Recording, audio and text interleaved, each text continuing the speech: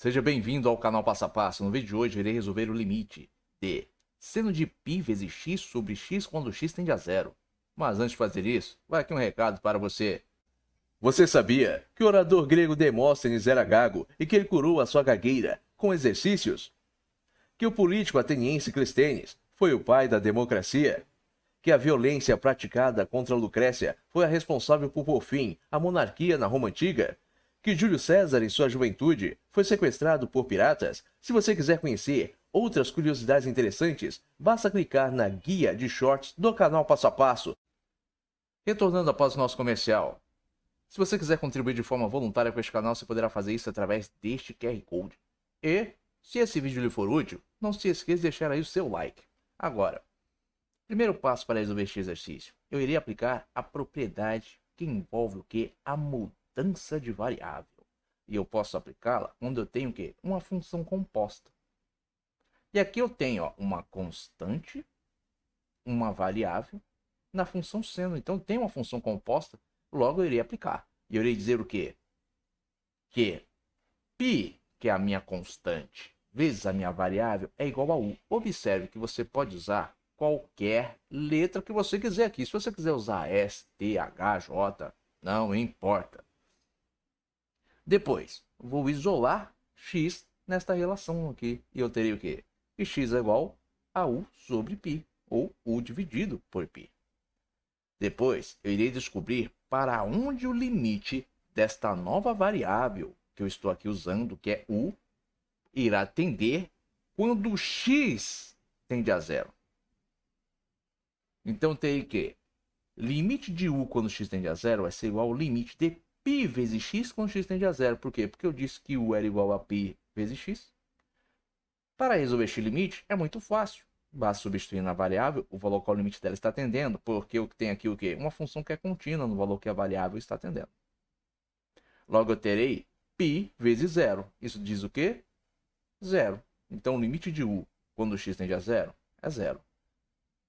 Com esses elementos, eu posso aplicar a mudança de variável. Então, eu tenho que o limite de seno de π vezes x sobre x quando x tende a zero vai ser igual ao limite de seno de u sobre π quando u tende a zero. Por quê? Porque aqui eu descobri para onde o limite de u tendia quando x tende a zero. Então agora eu posso indicar aqui, na substituição da mudança de variável. Aplicando a propriedade aqui que envolve a mudança de variável quando se tem função composta. Como x eu estabeleci aqui que vale o quê? U sobre π. Então aqui eu tenho seno de u sobre u sobre π. Qual é o meu limite aqui? Para onde está tendendo o limite de u? O limite de u tende a zero aqui. Eu descobri para onde o limite de u tende quando x tende a zero. É zero. Chega neste ponto, a próxima etapa vai ser o quê? Vai ser lembrar da propriedade que envolve a operação com fração. Quando eu tenho um valor sendo dividido por uma fração, o que ocorre? A fração ela vai passar para cima invertido multiplicando. Ou seja, o numerador da fração vai virar denominador. O denominador aqui, que é π, vai virar numerador e ela vai passar a multiplicar o valor que antes ela estava dividindo. Que no caso era o quê? Seno de u. Então eu terei limite de seno de u sobre 1. Este 1 aqui é meramente ilustrativo. Ele serve simplesmente para que você aqui entenda a operação. Eu poderia escrever desta forma aqui, limite de u tendendo a zero de seno de u vezes π sobre u. Daria na mesma. Eu coloquei esse 1 aqui, meramente por ilustração, para que você entenda aqui o produto, né? A multiplicação. Simplesmente por isso. Você pode escrever também sem o 1, que dá na mesma, né? A não ser que seu professor aí exija que você coloque o valor. Bom, ao realizar a multiplicação, agora eu tenho que limite de π vezes seno de u sobre u quando u tende a zero. Cheguei neste ponto, eu lembro agora da propriedade operatória de limites, que diz que o limite do produto de uma constante para uma função é igual ao produto dessa constante pelo limite da função. Qual é a minha constante? É π. Aplicando a propriedade, eu vou ter o quê? Que o limite de π vezes seno de u sobre u quando tende a zero vai ser igual ao quê? A π vezes o limite de seno de u sobre u quando tende a zero.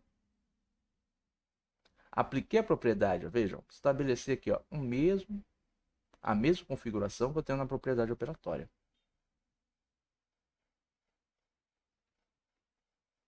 Próxima etapa, cheguei neste ponto.